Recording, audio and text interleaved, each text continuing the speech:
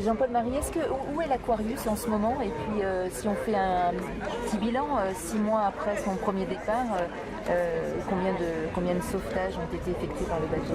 Écoutez, l'Aquarius, il est là où il doit être, c'est-à-dire face aux côtes libyennes, une trentaine de kilomètres, et il patrouille d'est en ouest, hein, c'est ça son trajet et sa zone d'action, puisque c'est de là que partent les migrants, des plages de Libye, notamment Zouérat, Zavalapsia, etc.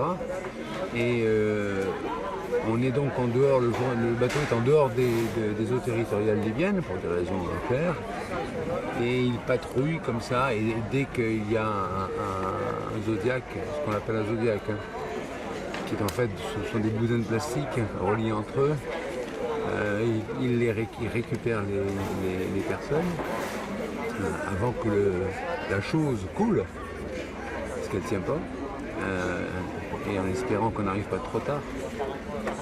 Et il les ramène en Sicile. C'est ça son travail, c'est d'empêcher que les gens se noient. C'est aussi simple que ça. Puisque, comme vous le savez, les migrants ne savent pas nager. C'est une chose un peu terrible et un peu surréaliste, mais ce qui fait que dès qu'ils sont dans l'eau, ils se noient très vite. Et l'Aquarius en est maintenant à son 24e sauvetage, si ma mémoire est bonne. Il a sauvé plus de 5000 personnes, ce qui est une goutte d'eau, hein, si j'ose dire, dans l'océan des tragédies qui se déroulent en Méditerranée. Il y a d'autres bateaux aussi qui sont là. Il y a les militaires de Sofia qui sont là pour traquer les passeurs, mais comme ils ne prennent pas de passeurs, ils sauvent les réfugiés, ce qui n'est pas plus mal. Il y a des gardes-côtes, il y a des bateaux de MSF, bref, tout le monde dans cette zone qui est l'endroit le plus dangereux au monde pour les migrants, parce que c'est un trou noir politique, géographique, humain, maritime, et que donc s'il n'y a pas de bateau pour trouver, repérer et intervenir rapidement, ce sont des trous dans l'eau.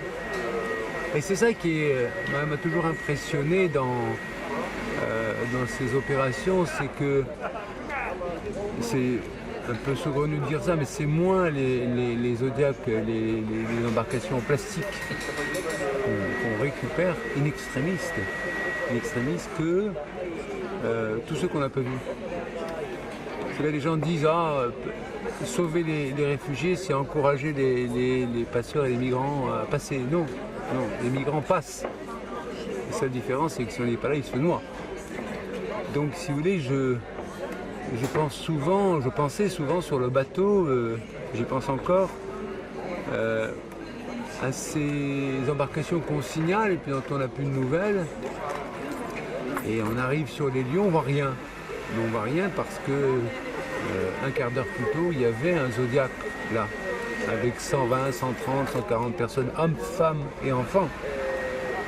Et vous arrivez un tout petit peu trop tard sans le savoir, vous dites il n'y a plus rien parce qu'ils sont sous l'eau. Vous dites la Méditerranée, c'est un immense cimetière. Oui. Vous savez, en Bretagne, on connaît l'océan, on en a une vision, c'est génétique, l'océan ici. En Méditerranée, pour ceux qui ont grandi au bord de la Méditerranée, c'est aussi génétique, c'est culturel. Pour moi, la Méditerranée, c'est une île de lumière. C'est la Méditerranée des Grecs, c'est la lumière bleue, c'est les enfants au fond de l'eau, c'est la culture, c'est des tas de valeurs que je ne vais pas vous énoncer, mais qui font que c'est quelque part dans l'esprit, c'est un morceau de lumière, voilà, intellectuel, physique. C'est mon aquarium, la Méditerranée. Et j'ai grandi avec ça en tête.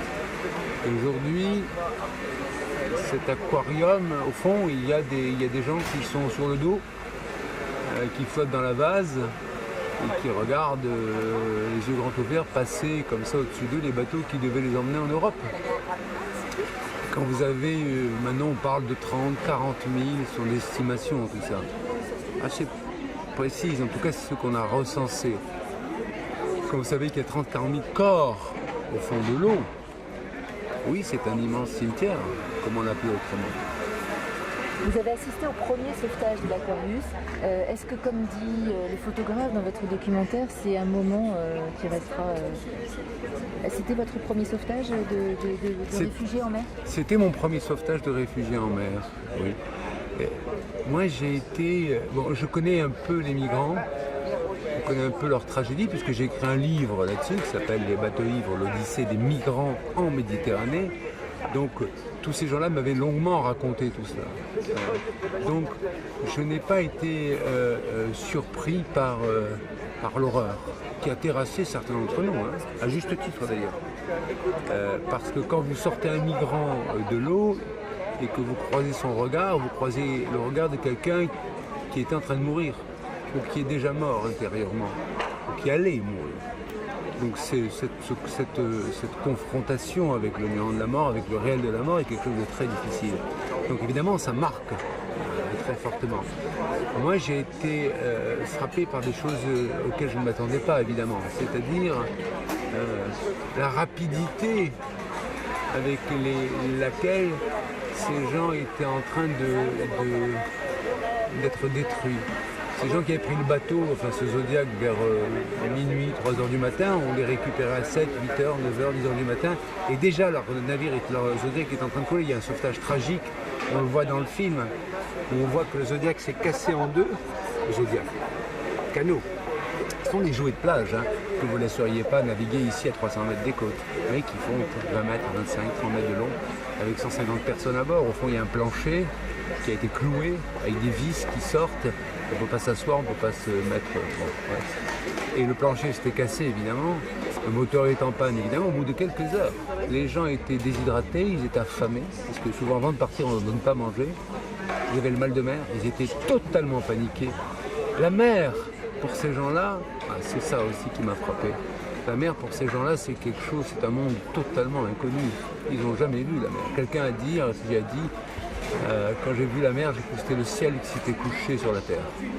Et quand ils sont dans cette mer qui bouge de 1, 2, 3 mètres, et qu'en plus ils ne savent pas nager et qu'ils savent qu'ils tombent là, ils sont morts, c'est une panique totale. Donc on a vu arriver des gens qui en quelques heures étaient déjà des naufragés du radeau de la Méduse, quoi. Donc moi ce qui m'a frappé, c'est cette rencontre-là. C'est un terrain que je connais assez bien, hein, je crois, mais j'ai retrouvé un terrain de guerre, un terrain de conflit, un terrain où se joue la vie et la mort. Et donc je me suis retrouvé directement, nous sommes retrouvés directement face à la mort, en tant que réalité. Le reste, ce sont des discours.